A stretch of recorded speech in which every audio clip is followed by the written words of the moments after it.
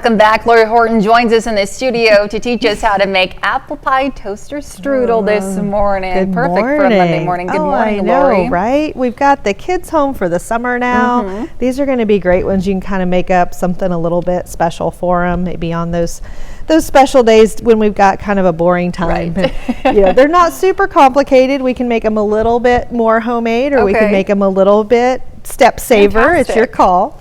We're going to start actually this morning with making the filling though. Okay. And it's only going to take a couple of apples.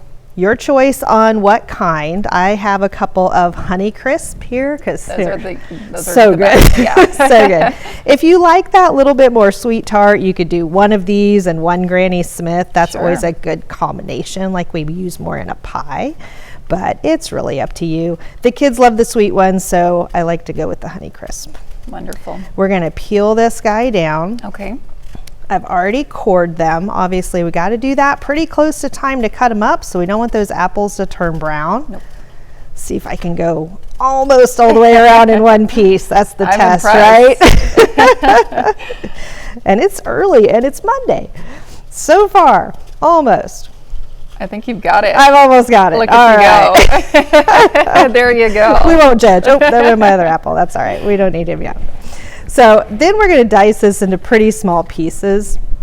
And what we want to get is nice chunks that are going to cook quickly and are going to kind of hold their firmness, but the primary cooking on these is going to be in the oven. Because we're going to make this yummy filling that is similar to a pie filling. But we're going to bake it inside of our puff pastry dough. So as you'll see, once I get here to this, if you guys can see in my mess, I'm going to take this down to very small pieces. Okay. If you prefer a bigger bite on that, it's fine, but you'll see I'm going very small. You will see when we get these done and we do our filling, you're going to want those smaller pieces so they're not obnoxious when you go to bake them. Wonderful. And this is kind of nice because if you'll see my ones that I have done over here, they're pretty large. They're pretty traditional, like toaster pastry size. They look great. But for the kiddos, you might want to actually make them about half of that size. So again, you're going to use a smaller scoop of filling. You're going to want those smaller pieces of apple in there. So this is our part we don't really want the kiddos to help with. We need a good sharp knife. Some days my fingers get in the way, so especially cutting so small. Right, exactly. So keep them nice and tiny. And then over here in my saucepan, I've got some butter that is just about melted. And to that, we're going to add all of those yummy spices. It's going to smell like Christmas in here in just a minute. Wonderful. We're going to add just a little bit of heavy cream. Okay. And this is just heavy whipping cream, nothing special. A little bit of cornstarch, which of course is going to thicken that. I'm going to get that really mixed in well and make sure we don't have any clumps. A little brown sugar, because of course apples. We've got to have a little brown sugar. Now you could do this with peaches as well, and you wouldn't really change any of the things that you're adding. That brown sugar, all of those spices, really good with peach as well. Even blueberry, although blueberries tend to have a lot of natural water, so it's a little bit more complicated to use those in it. So the last thing we're going to add is a combination of cloves, nutmeg, cinnamon, all of those yummy flavors that go perfectly with apples. And then we're just going to let this sort of cook for a minute.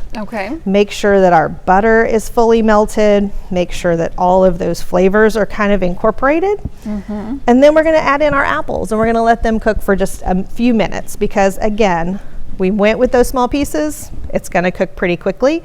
Then when we come back, we'll put them all together. Fantastic. Sounds like a plan, Lori. Thanks. Stick around. We'll be right back.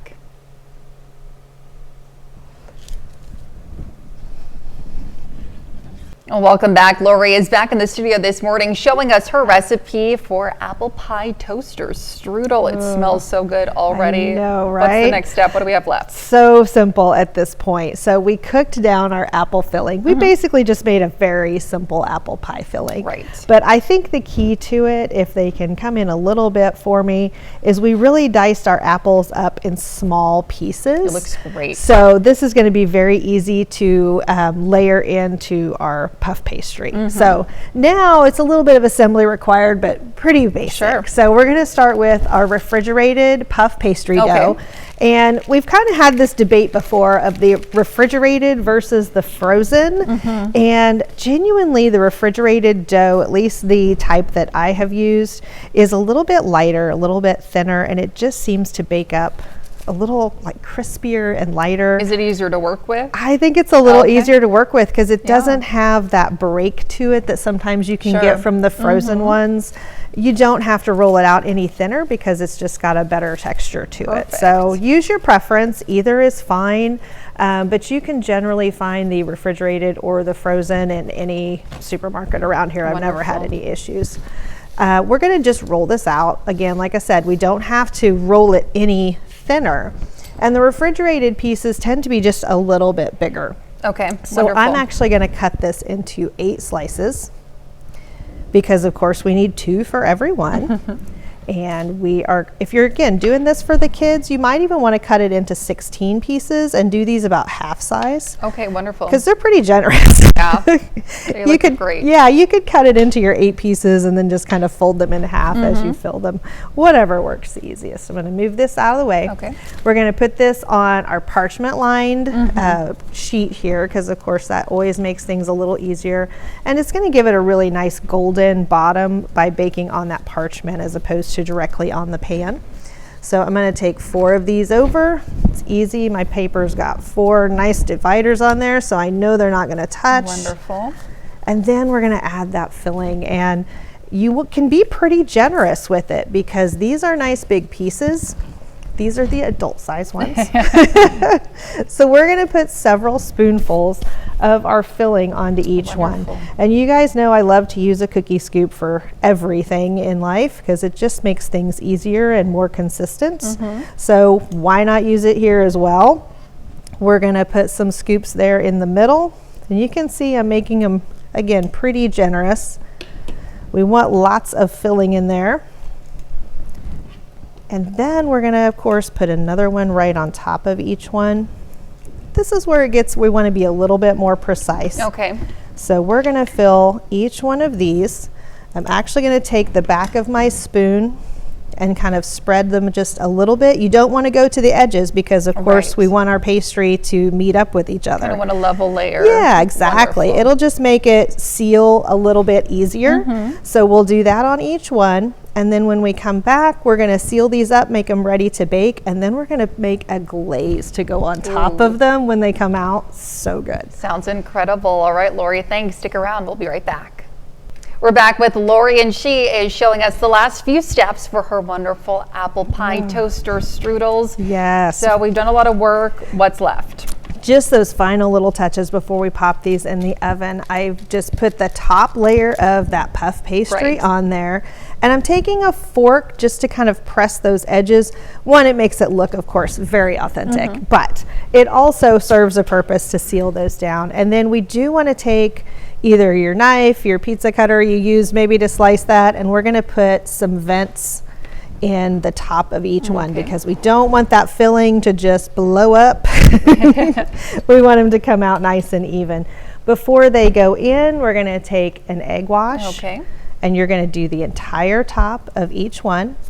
Make sure you get the edges and also kind of make sure you go into those little slits that you made for the bits. Wonderful. When those get done, they're going to come out a really beautiful golden brown. And I've got some, I'm going to do my farmyard reach here. And when they come out of the oven, this one has no glaze on it yet. They're going to have this really pretty golden top. It looks fantastic. What nobody ever appreciates is the bottom. I have to take a minute and say, look how pretty those come out on the bottom. So great. They're so good. And when we really fill them up nicely, you can see this one we just cut open. a good layer of filling in there. So, you know, we don't skimp on the apples on that. It's so good. So once they're out, of course, they're ready to eat just like this. I put a little bit of coarse sugar on top as well, because that always looks pretty when it comes out. If you plan to not put the glaze on top, I would suggest that. It gives it just a little bit of crunch to that, and it makes it look really pretty. But you can skip that step if you're going to do the glaze. And where's my measuring spoon? To a little bit of powdered sugar, a little bit of brown sugar, and just a dash of cinnamon. We're going to add about 3 tablespoons of heavy cream, and just kind of, if you want to take that little whisk and kind of very gently, without making a mess. I'll do my best. My goal is to never get you messy in the mornings. You have the rest of the day. But we're going to just blend that together, and it's going to make a really, really yummy glaze that will go.